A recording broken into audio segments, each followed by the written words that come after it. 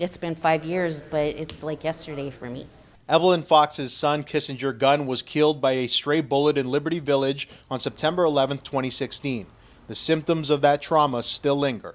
I still wait for my son to walk through the door and ask me what's for dinner. Like, some days reality is like a slap in the face.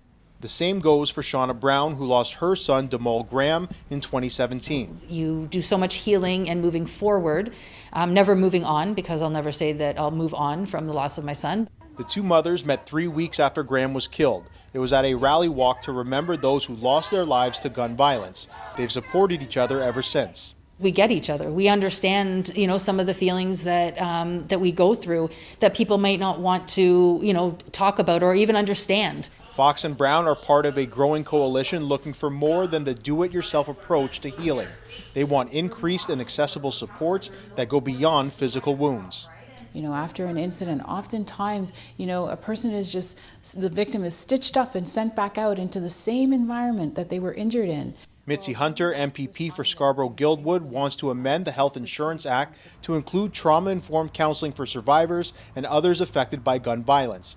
Her Bill 129 would also increase the capacity of community-based organizations that are on the front lines. Louis March heads the Zero Gun Violence movement. He says the city's safe zones have been breached. There are shootings in all areas of Toronto at all times of the day.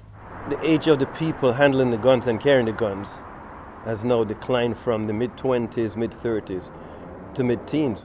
Anti-gun violence advocates like Evelyn Fox believe preventative measures addressing mental health issues and the root causes of why young people turn to violence is the right strategy.